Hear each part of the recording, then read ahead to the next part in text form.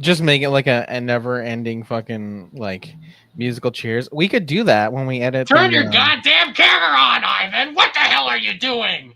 It's broken. Wait, cutie. I Turn know your one goddamn thing. camera on. I have one of the reasons why the Russian Revolution happened. Ready? There's a crazy echo going on right now.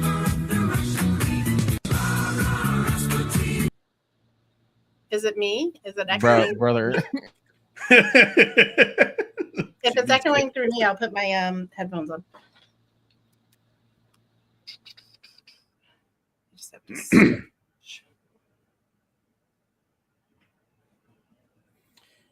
Vladimir Putin's spokesman says Russia will respond very negatively if Imam Ali Khamenei is assassinated. I mean, yeah. Yeah, I mean, fair. I kind of feel like they're but why wouldn't they? That'd be kind of dumb if they didn't. Whoa! That's what Ash said. Hi, welcome to Are we live? This bullshit. Are we live? Are we live? Do we It ever says we're go live. live? Oh, interesting. I wonder why you just started it without telling anyone. Is that a pink iPad? It's purple. Thank you very much. That's what I meant. I don't know why the fuck I called it pink. It's got little kitties on it. Oh, I didn't know you were like a terrible fucking communist having an iPad. That's crazy. Yeah, I'm pretty bad. That's how I get my commie propaganda. Yeah. The Al Jazeera iPad app is pretty good. Gotta say. Is it? Yeah. All right. Am I not echoing anymore? You're Gucci. Okay, good. I think it's feel some- like low key. It was me, anyways, but it was definitely. Definitely lumpy. It was So definitely. So you let me go through like worrying and doing all. Okay, I get it. Yeah, you looked really concerned. It was kind of funny. I'm gonna take Usually, that you off think their things screen are now. your fault, so I decided I would just let that happen. Let's unpack that trauma. Let's forget the topic of the episode. Yeah, And talk about your trauma. Yeah. So, Lumpy, where did it all start? My trauma. Uh-huh. I met Cutie probably about a year and a half ago. It started. Go on. And it all just kind of came apart from there. It just when I met Cutie, it all Mhm. unraveled. Yeah. I think kind of is all. It's all connected to the Cutie. I mean, You can see me Cutie- pursing my lips through the camera, which I think is. Yeah. You'll get your flowers in a couple of weeks when we do the 2-year surprise that we just came up with. That'll be fun. I'm looking forward to that. Goodness gracious. It's nice to have you on here, though, big dog. We got a oof in the chat. Hello, Dylan. Gotta love an oof. Yeah. What the hell was we going to talk about? Fucking, okay. War. Gals, germs. What do you make of this Iran bullshit? And we're gonna go fuck them up, go overseas, and just completely squash them. What's the deal? What even is Iran? What? Who is this Iran? We're Costco guys. I mean, if you're Ted Cruz, you never heard of it before. But Yeah. I do want to change the regime. It's That all right. Go ahead. That would actually be like as a nice little opening talking about that interview. Did y'all see like the whole Tucker Carlson? Yeah, I did. It's I took a gander. I mean, he's usually really, really catty, and you know, he's just gonna be like that. You know, he's Did at you least like? is kind of like It was consistent about like being anti-war, I guess. Yeah. Which is kind of the only thing that he has, which is funny because that's literally the only time anybody ever is like, you know what? I kind of agree with Tucker Carlson on this one. It's always because it's like, you know what, guys? I am the worst. But what if we just like didn't go to war this time? Maybe next time. And everybody's like, woo! yes! You did Oh my it! God! You Oh my did God, it! Yeah, genius. yeah. No, exactly. He's a right wing populist. How many people live in Iran, Tucker? No, he asked Ted that. Yeah, he asked Yeah. Ted.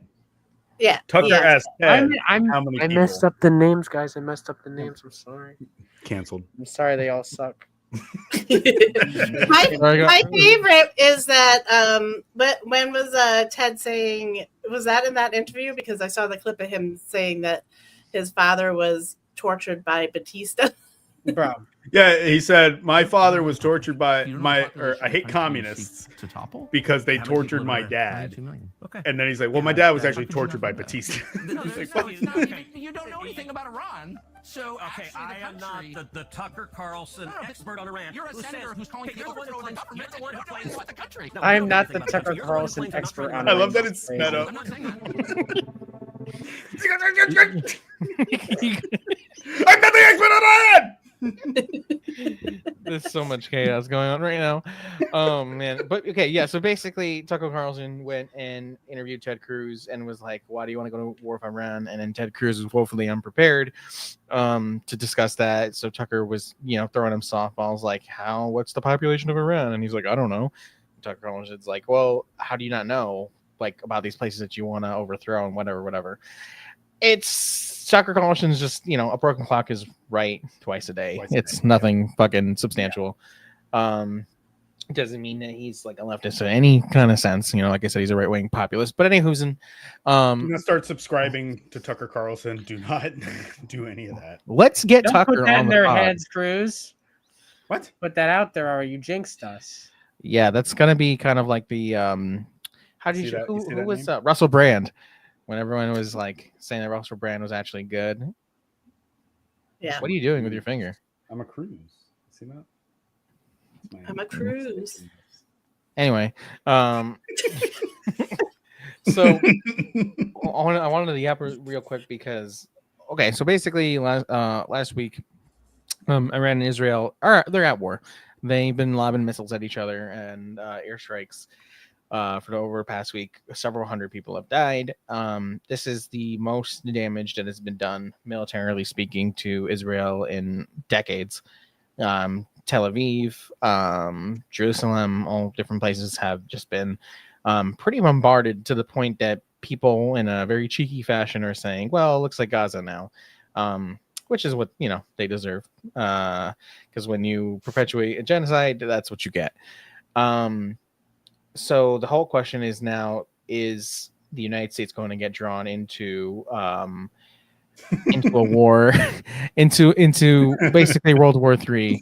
And the main difference between this conflict and the other conflicts that the United States has fought over the last few decades is Iran actually has like a standing. Not only does it have a standing military, it has multiple well-armed proxies all throughout the region. It is forming alliances in the region, and this is not a fight that would at all be a cakewalk for the United States. A lot of people have a very gross misunderstanding of how military campaigns work. It's been proven time and time again that indiscriminate bombing, even nuclear weapons, don't win wars. You just kill a bunch of people. Yep. And if anything, embolden the population even more. So not only is that not a feasible idea, but as we clearly saw, we were talking the other day, Iran has more than capable of shooting down modern jet fighters and probably subsequently bombers. They shot down, what was it, 3 or 4 F-35s? It's 2 F-35s, like specifically F-35s, but there's been reports that they've shot down as many as 20 planes, like in general. Right. But 2 F-35s, which makes them the first country, because they're the first country where F-35s have really been used in combat. So they are the first country that has shot them down. And the F-35 is already a mechanically like terrible aircraft. Like they crash on their own. Yeah. Yeah. Wumbo isn't here, but they've talked about in the podcast before how they used to work on military jet fighters, including F-35, and how randomly it would be on the runway and would just start leaking fuel everywhere and like all kinds of just objectively a terrible aircraft. And he's like, it's literally everywhere. It's like spraying all over the place. It's like gonna go on fire. Like it's crazy. But yeah, the U.S. is woefully unprepared for a conflict at this scale, especially against an enemy that regionally can do a lot of damage to the United States bases, to naval assets. I saw on Telegram the I think it was called the Fatima 2, a new hypersonic missile that Iran used that is maneuverable, and I literally watched it avoid 12 interception missiles and then just slam into Tel Aviv. This thing moves incredibly fast. It goes from Iran to Israel within 5 minutes. I mean, that's bananas. That's absolutely fucking. That's gonna. That 5 minutes is Iran me. doesn't need a nuke to do damage to Israel. Right. 5 minutes is me going to the bathroom, then downstairs to my car and back upstairs. Like, are you serious? That's insane. So one of those missiles, if we send ships into the Strait of Hormuz, which they're threatening to close now, will sink a U.S. aircraft carrier or any ship easily.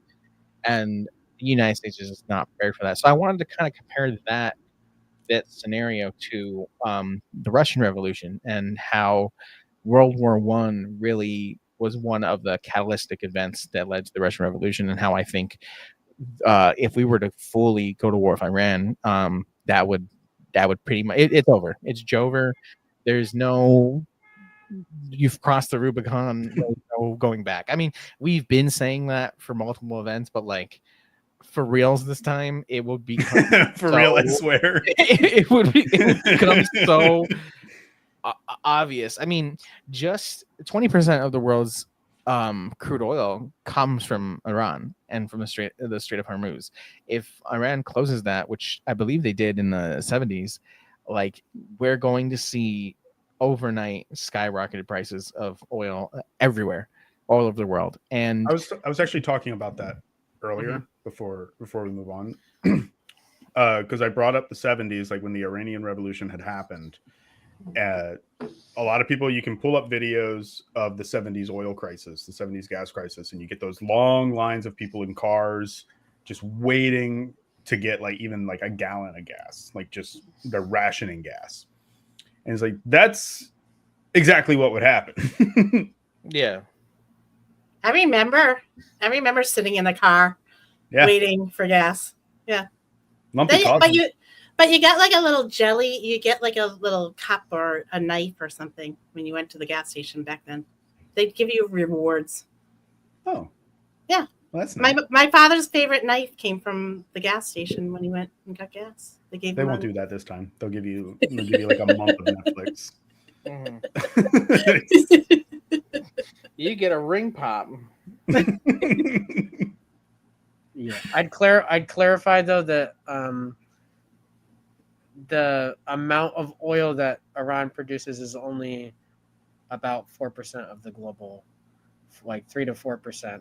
But they do have its, like, what I'm seeing is it's 16% of natural gas reserves, 10% of oil, like reserves. But how much oil passes through the Strait of Hormuz? Yeah, not well, all the oil. their own production versus what passes through is a different story. Yeah. Yeah. Right. I think that's where I got that 20% from then, from what actually moves in that region. So then that's even kind of worse in a way, because then other nations' exports are being physically blocked or even destroyed.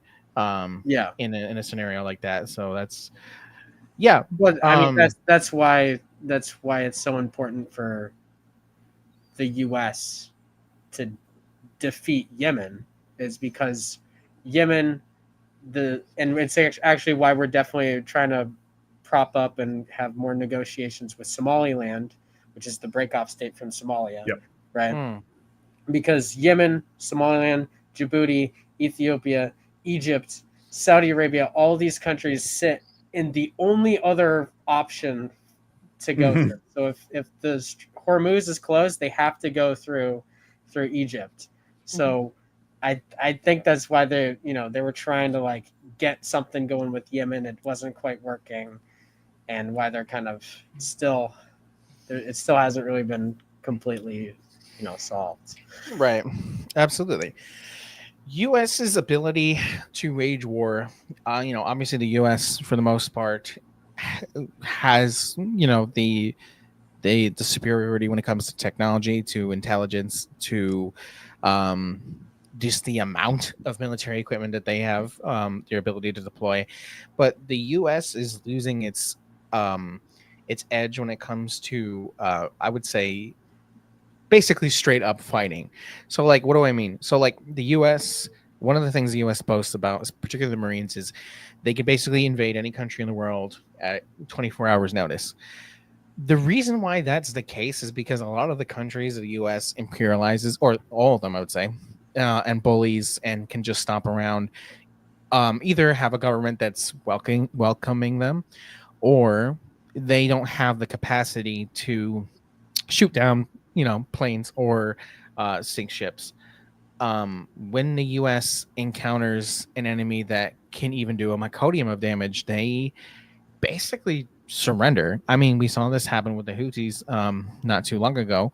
The U.S. supposedly lost, I forget what kind of jets they were, 3 fighter jets that happened to fall off one of their aircraft carriers into the ocean after a bombing campaign of Yemen.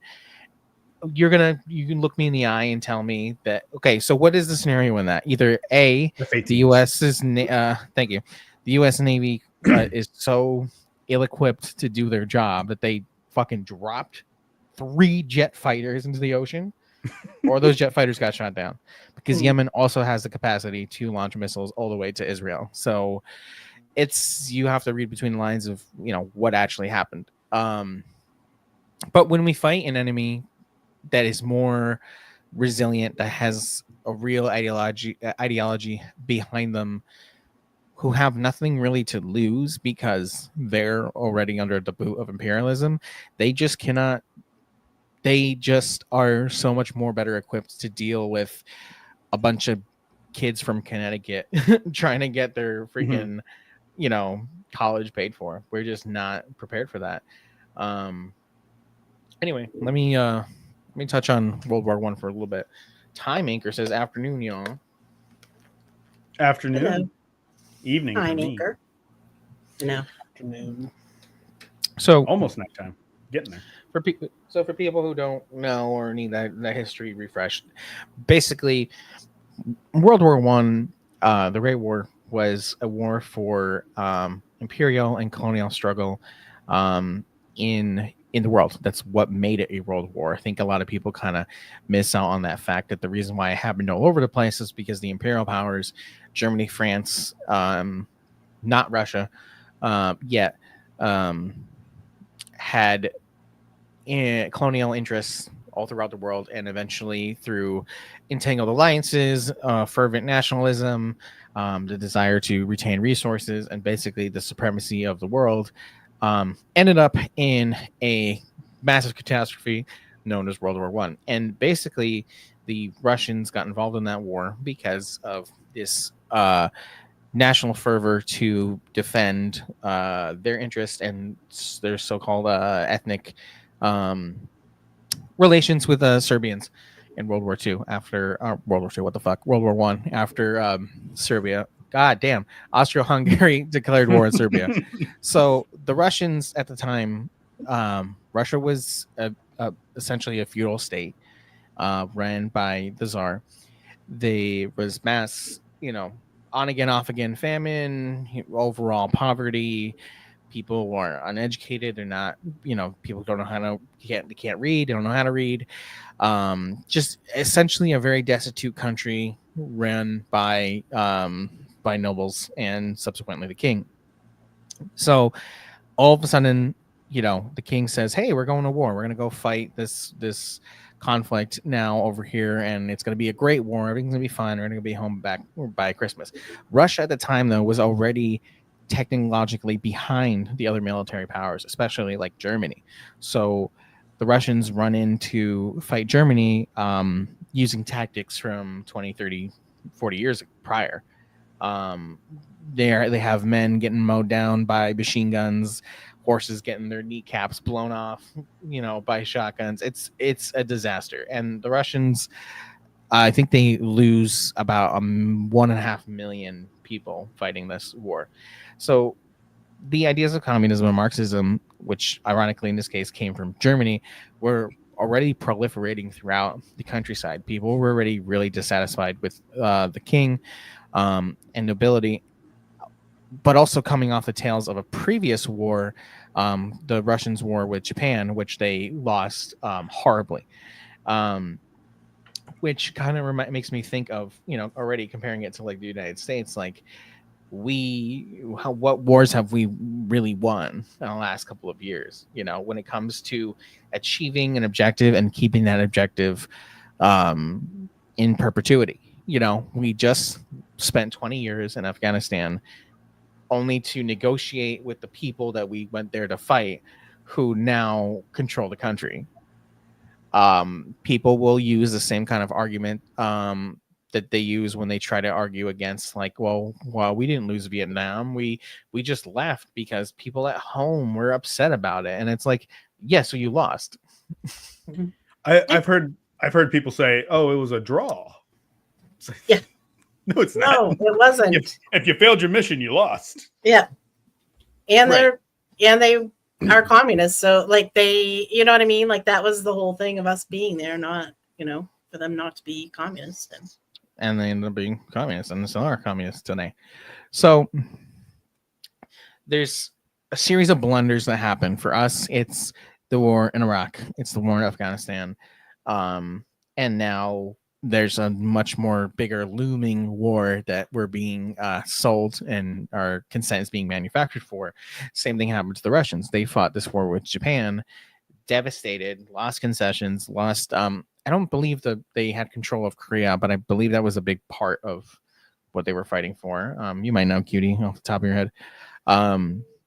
Anywho's, so there's this shame, there's this dissatisfaction, there's mass poverty, and now there's an ideology that is pushing people to be like, hey, you know what? Maybe we can actually fight for ourselves. Maybe we can do something where we can eventually have a society and a world that that is for us. So basically, you have mass conscriptions, you now have labor shortages all over the country, food shortages, which leads to one of the main events that I think really kicked off the Russian Revolution, which was the Petrograd bread riots. If you want to yap about that a little bit, Lumps. Yeah. So, all right. So we come into February, and they do the first revolution, the February Revolution, and Kerensky's now in charge. Now, in building up to this, everyone they didn't have the Tsar abdicate yet. Like the Tsar was kind of still had like some, I don't know, not real power, but some sort of power. And then so they were really like everything Ivan was saying, people were getting hungry. They were more worried about doing this war than taking care of their people. But they come into the February, then you have Kerensky in charge, and they're still not solving anything for the people. And Kerensky wants to stay in the war. So come March, a month later, the women are like, we've had it. So they get up and they start rioting. But now you have, there was something like 500 factories closed down within this time too. Probably within like a year or so before that. But like so many factories shut down. So you have so much unemployment. So then you have those people, but then you have the workers from the factories coming out and joining them. And so then they bring the soldiers. And as Ivan was saying, there was mass conscriptions, but one of the things they did in 1899, the Tsar put out this, it was like a provisional rule. And so he was mad at the students for protesting. And so he wanted to, put them in the military so they could either serve time or go in the military when they So he was putting all these students in the military. And one of the reasons that they thought this would be like a big punishment too for the students, because they used the class thing, because most of the military was made up of the peasants. So now, you were a student, now you're like a peasant. Like they were using that for like a humiliation thing, but not thinking that you just put a whole bunch of people in your military that don't like you. You know, Yeah. we just don't like you. So they have the bread riots, and then they set the soldiers out there, and then the soldiers are just like joining in on the riot. So yeah. The Tsar wanted and eventually had troops fire onto the students, and the next day practically a lot of those soldiers were like, you know what, we're not going to do this anymore, and they began to arrest Tsarist government officials and basically allowed the Bolsheviks to take power. This is an excerpt from Socialism and War from Vladimir Lenin, where he's basically making his argument of basically why this war is not good, obviously referring to World War I. I'm going to read the beginning and I'm going to read part of the end. Socialists have always condemned war between nations as barbarous and brutal, but our attitude towards war is fundamentally different from that of the bourgeois pacifists and of the anarchists. We differ forth the former in that we understand the inevitable connection between wars and class struggle within the country. We understand that war cannot be abolished unless classes are abolished and socialism is created, and we also differ in that we fully regard civil wars, i.e. wars waged by the oppressed class against the oppressing class, slaves against slave owners, serfs against landowners, and wage workers against the bourgeois, as legitimate, progressive, and necessary. We Marxists differ from both the pacifists and anarchists in that we deem it necessary historically from the standpoint of Marx dialectics to study each war separately. In history, there has been numerous wars which, in spite of all the horrors, atrocities, distress, and suffering that inevitably accompany all wars, were progressive, i.e. benefited the development of mankind by helping them destroy the exponentially harmful reactionary institutes. For example, autocracy or serfdom, the more barbarous despotism in Europe, Turkish and Russian. Therefore, it is necessary to examine the historical specific features precisely the present war. The present war is an imperialist war. Nearly everybody admits that the present war is an imperialist war, but in most cases this term is distorted or applied to one side, or a loophole is left for the assertion that this war may, after all, have a bourgeois progressive national liberating significance. Imperialism is the highest stage in the development of capitalism, reached only in the 20th century. Capitalism now finds the old national states, without the formation of which it could not have overthrown feudalism, too tight for it. Capitalism has developed concentrations to such a degree that whole branches of industry have been seized by syndicates, trusts, and associates of capitalist billionaires, and almost the entire globe have been divided up among the lords of capital, either in the form of colonies or by enmeshing other countries in thousands of threads of financial exploitation. Free trade and competition has been suspended by the striving for monopoly, for the seizure of territory, for the investment of capital, for the export of raw materials from then and so forth. From the liberator of nations and the capitalism was in the struggle against feudalism, imperialist capitalism has been the greatest oppressor of nations. Former progressive capitalism has become reactionary. It has developed the forces of production to such a degree that mankind is faced with the alternative of going over to socialism or of suffering years and even decades of armed struggle between the great powers for the artificial preservation of capitalism by means of colonies, monopolies, privilege, and national oppression of every kind. I do think it's kind of funny that he said privilege there, because like the ACP motherfuckers and like people who don't like they try to co-opt communism into their weird conservatism would be like progressive, woke, or privilege. And basically Big L Lenin is saying that or Big V Lenin I should say is he's saying that the war had nothing to do with the working people of Russia, and it really didn't. They had the slogan, which was, I think, peace, land, and bread, basically saying that, like, we don't have any food, we don't have any peace, and we don't have any land, we don't have anything to distribute, we don't have anything for our own means of subsistence and work, so therefore, we're going to go and take that. So this is the exact same scenario that is happening right now when it comes to Iran. The war of Iran has nothing to do with us. It has nothing to do with the average American. Regardless of your feelings of the Iranian government, their human rights abuses, which is a whole different conversation that we can have about any country, is not relevant to this situation. It makes no logical sense for the United States, from the perspective of a random citizen, for us to go over there and believe that we can destroy them.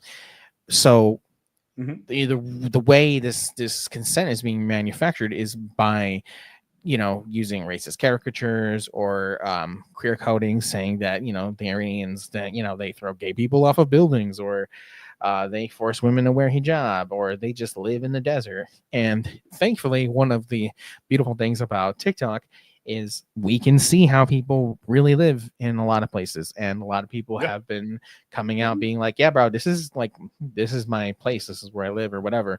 And so many of the comments are people being like, wow, I had no idea you guys lived in houses. Propaganda is a lot harder to sell when you can see the truth, Yeah, right. And I'm seeing a lot of the propaganda on the women, like to try to get women to be okay with the war by saying, well, women don't have freedom over there. And I'm like, women aren't free here either. But like, I know that they have less freedom, but you want our soldiers to go over there and, unalive a whole bunch of women and children? Like, how is that helping women? Women's rights into existence. So, right. like, no, it's not working. It's not working on me. I'm sorry, people. Exactly. It's just, it's all really bullshit. Here, we got a comment here. Americans have that yellow filter for any place that has brown people, like they do for Mexico in the movies. It's all said while being said. Exactly. Mexico filter. The Mexican filter. Mm-hmm. Yep. The war of Iran would, I think, undoubtedly lead to such an acceleration that I think there would be a true balkanization of the United States. I think the contradictions would be so bad. There would be so many, even, well, we were having this kind of discussion a little bit earlier, Cutie, where we were talking about capitalist fighting in conflict. And that conversation, it was poised, as in like voting, but we've also kind of brought this up in the past where like capitalists, politicians, Dems, Republicans, whatever, they're not, I like the way you said it, they're not Machiavellian villains, like all in a room, like, what is our next scheme to make money? Like, they're individual people and they have their own motives and their own morals, like you said.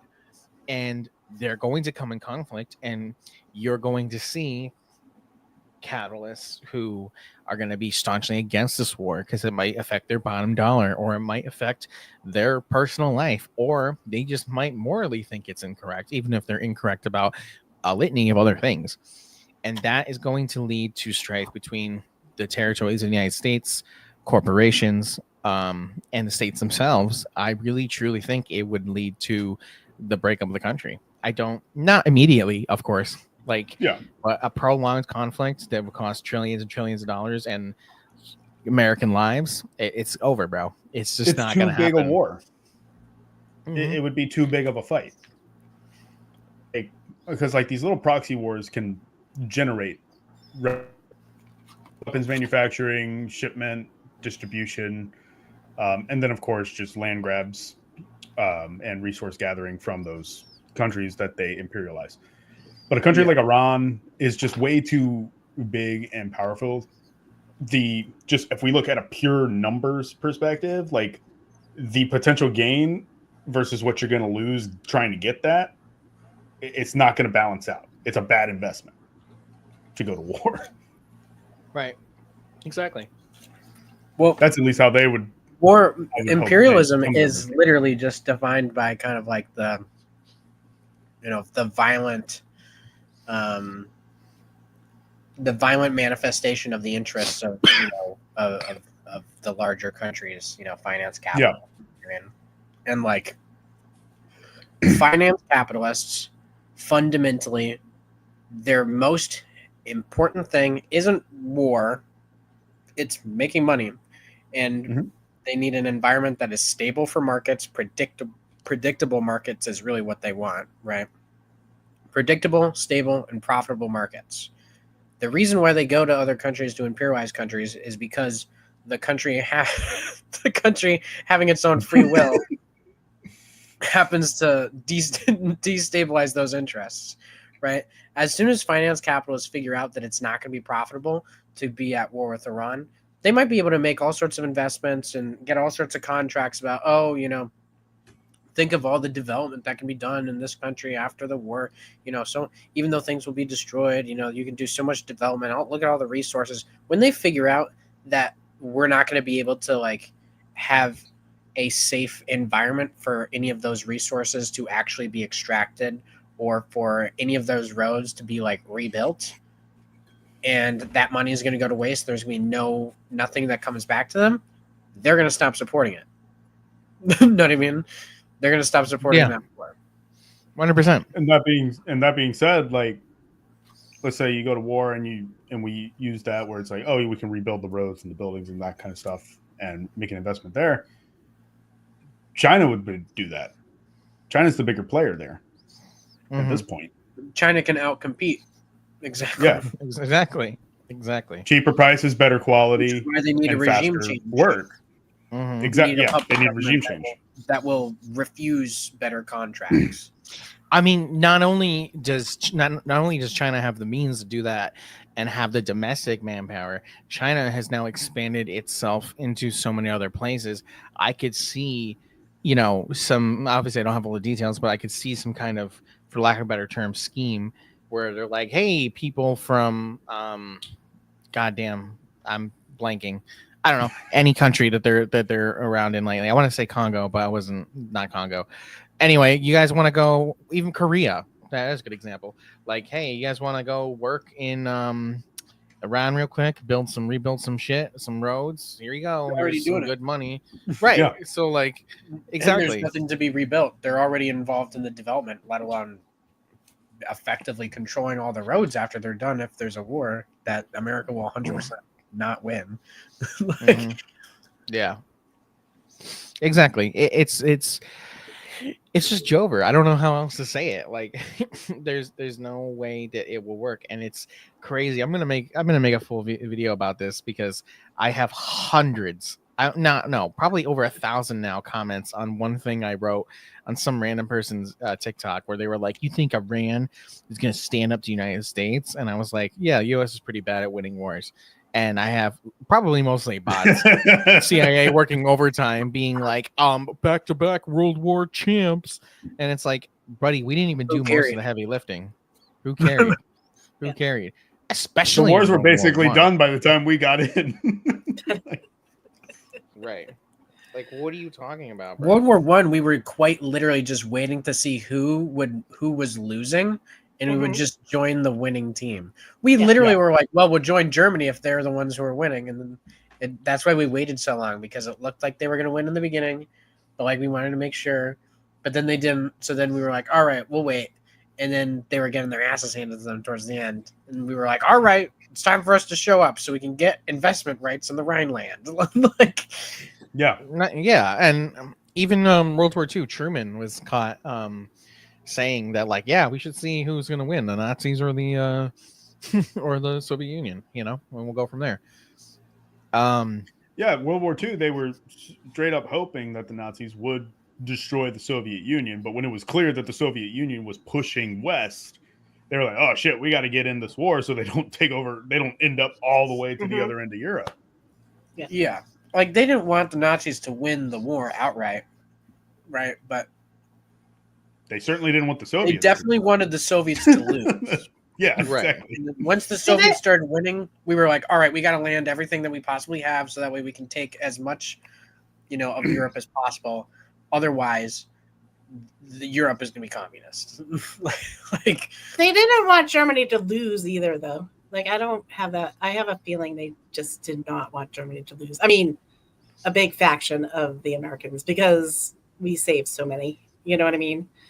And like, you even have Truman before he's president. He says in that war, like, oh, what Cutie was saying before about World War I, like, we'll let's see what's going on. We'll either support Germany or, but they knew that they wanted to go after Russia anyways.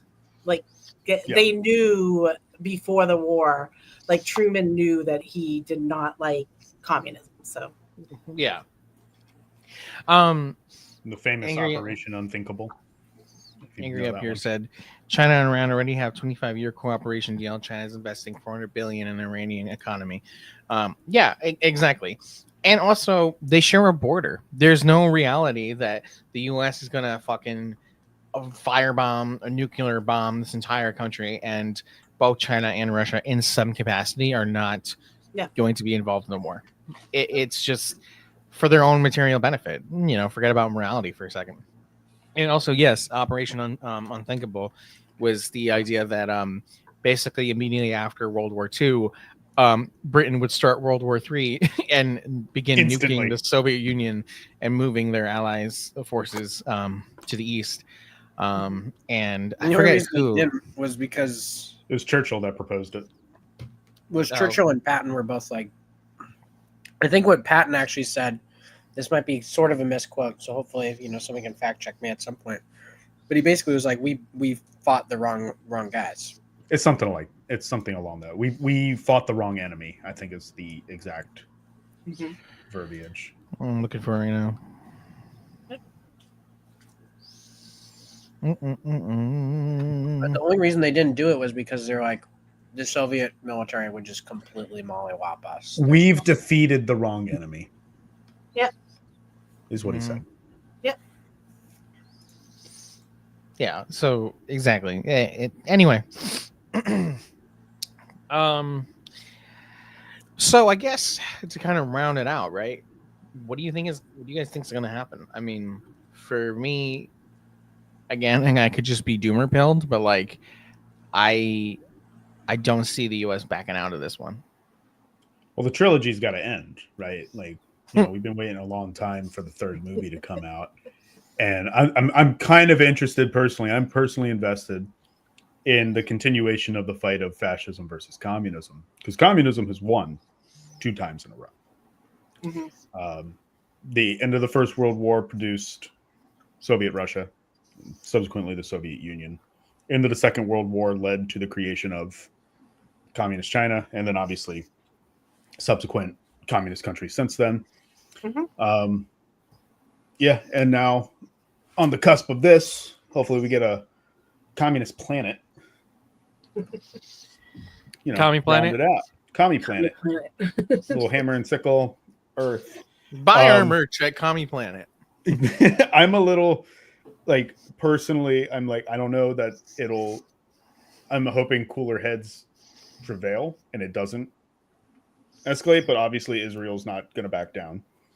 Yeah. They're just going to keep doing what they're doing. The main question is the U.S. going to full-blown join or just provide support? Because strategically, obviously with all the financial stuff that QD was talking about, doesn't make sense for us to join. But 2, Iran specifically said, while they cannot strike U.S. soil, they are surrounded by U.S. military bases that are well within striking range. Yep. So all those are gone instantly. So the U.S. loses every bit of foothold in the Middle East almost immediately. Israel continues to be attacked. We constantly lose war games that we create where we simulate a war with Iran to the point where they have to change rules. Oh yeah, to make it I work. totally forgot about that. There was this. We general. Constantly lose. I think one of the generals did like jet ski bombers or some shit. Like it was jet ski suicide bombers, and they said, "Okay, you can't do that." And he's like, "We don't get to control what they do. Like you don't get to say nuh-uh." Yeah. So basically, from what I recall from the story, he decided he wanted to quote unquote play as Iran, and they kept telling him that he couldn't do certain things. The first thing that they told him he couldn't do was the U.S. Navy shows up in the Strait of Hormuz, and he used a nuclear weapon to destroy the U.S. Navy, and they were like, "You can't do that," and it's like, "Why not?" What do you mean? Why can't I do yeah, that? like if that's at my disposal, I'm going to do it.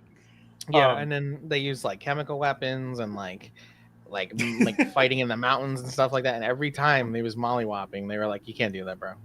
So Ash put 2 things in the comments that I want to address. One, we won't see a ground invasion by the U.S. for sure, 100%. just because it is geographically and logistically impossible to invade Iran. Like, you just cannot do it. 2, I think we are absolutely going to join, not because it's the right thing to do, but because, like, I'm seeing things where Trump, his intelligence cabinet is like, hey, they're not building nukes. And he's like, you're wrong. I'm right. Right. So we got to do this. So, like, same thing with Israel. Israel doesn't get to say, we're not at war. You bombed the country. They said you declared war. If the U.S. does that and says, well, we're just doing a strike, like, no, you're at war. Like, you don't get to do. Yeah. It's just going to be, I remember growing up during the war, the peak of Afghanistan and all that. And I remember being like 6 or 7 years old, and I would be listening to the news, and they would be like, 4 American servicemen died today. And like everyone, it would be so sad. It would be this huge thing in the news. And I remember even just being a kid being like, that's not a lot. Like, why is that newsworthy? And now I realize the U.S. is so casualty adverse. If one of these aircraft carriers sinks, bro, and like, I don't even know how many people are on those kind of ships, like, die. I mean, that would morally, yes, it would ignite people here on one end to be like, nuke them, but also would, like, it will put in perspective that the U.S. does not have, they don't have the sauce, bro. They just don't. So, living in an area where they build these things, there are usually about 5,000 to 6,000 people on an aircraft carrier. Right. They're pretty packed. So one of those goes down, that's how many people go down. And it's worth noting that there is a aircraft carrier that is being diverted towards the Middle East, the USS Nimitz, which was scheduled to be decommissioned, heading directly offshore. Like, it's going to be in international waters and stuff like that. So there is, like, fear that there will be some sort of Gulf of Tonkin style event. Yep. Yeah, I can see that. So keep an eye out in the news and follow that.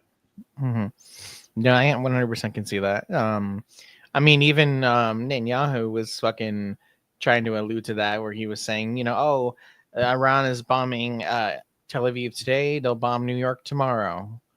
And like clearly trying to pull on the heartstrings of East Coasters and New Yorkers in particular.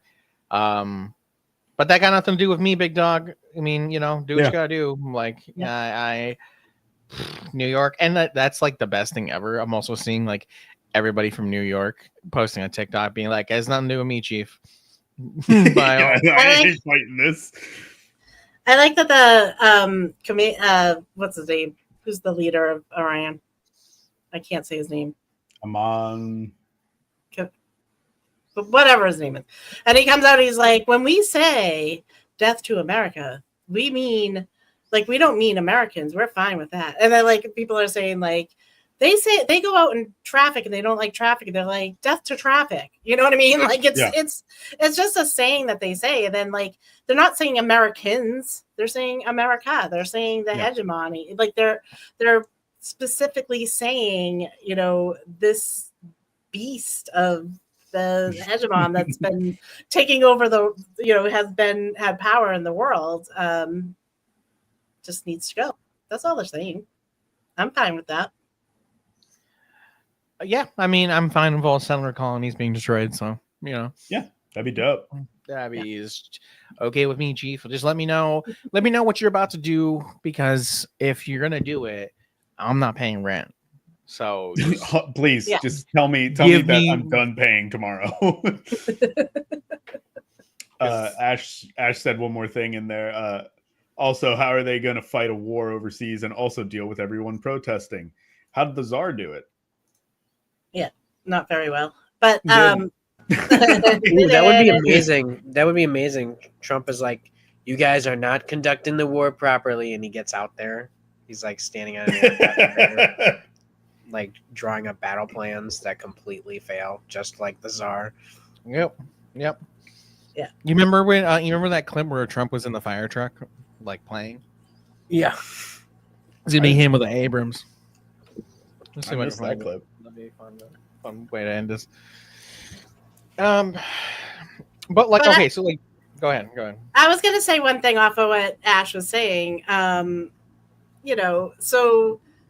then what do we do? What do we do as communists here? You know what I mean? Like, what are we supposed to do in this situation?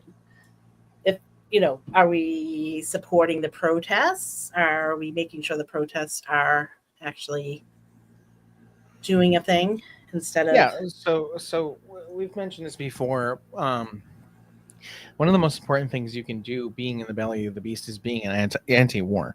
So, yeah, that's going to look like attending protests. It's going to look like, going on the street, and I don't want to say too many things, but participating in that if you can. It's going to be making even more propaganda, but it's also when things like fuel become too expensive, and then people can't work and they can't buy food.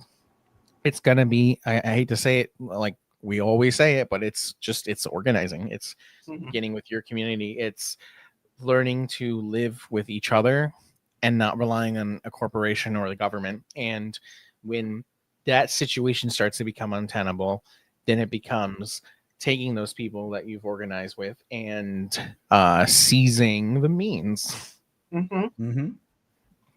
Especially if all their hardened troops and technicians are out across the ocean and not over here.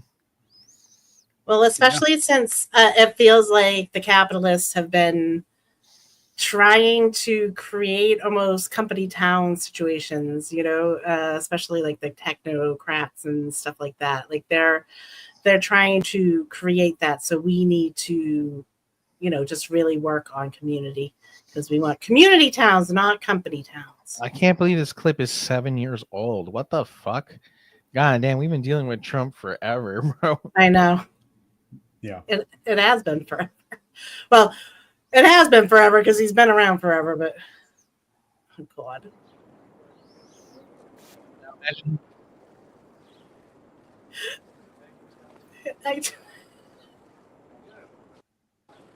I've never seen this.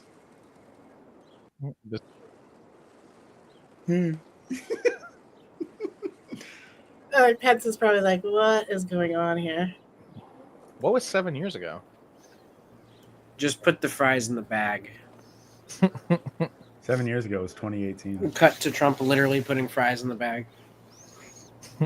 You should just do a clip show of Trump working different jobs, Trump in the fire truck, Trump in the McDonald's. Oh, that could be a reality show. Yeah. Undercover boss. Yeah. So they have like Paris Hilton and Nicole Richie do that? Like go and do... We should do Undercover Boss, but he's like one of the Marines going on to the beaches of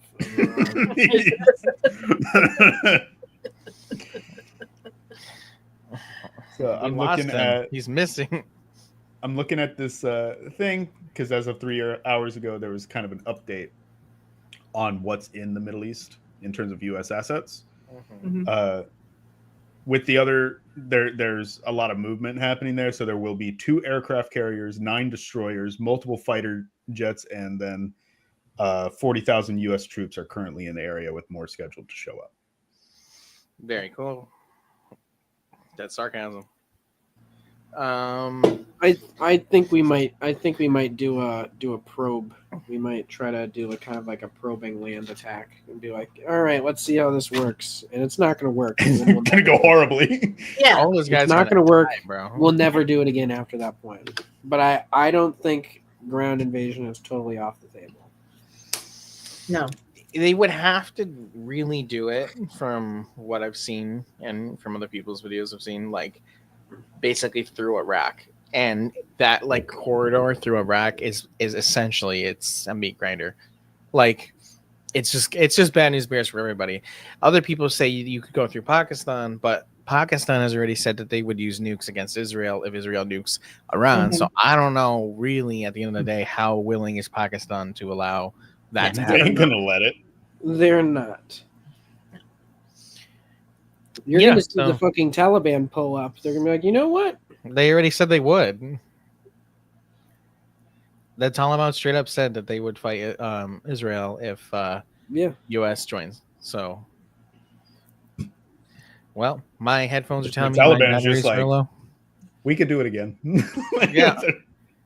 And that's the thing. Those are. It's only been 20 years, bro. Like, those guys are experienced, and they'll be teaching people. Like, oh yeah, we fought these guys before. You know, this is how they. They're gonna be move, this is how- rollerblading into Tel Aviv, dog. Yeah. Mhm. Well, that's the thing. I just I always end up bringing him up on the podcast because I like his videos so much. But he made 2 videos, GDF, about how the Taliban got so good at smoking U.S. soldiers, and he explains like, you know, this myth that they're like just dudes in caves with nothing is just not even. It's just not true. Like, yes, they use the environment to their advantage, but like, these are people who have bases in Pakistan, medical facilities. They have literally like mobile hospitals. They have learned how to time between engaging U.S. soldiers to when airstrikes or artillery will come. They've been able to fight through airstrikes. Like, these guys aren't fucking weenies, bro. Like, and you're gonna have those guys teach probably actually uniformed soldiers how to fight the U.S., bro. It's a wrap. It's a wrap. Mm-hmm. It's Jover. Yeah. All right. Well, my headphones are dying, gang. So any last? I forgot one thing on the Russian Revolution thing. A reason.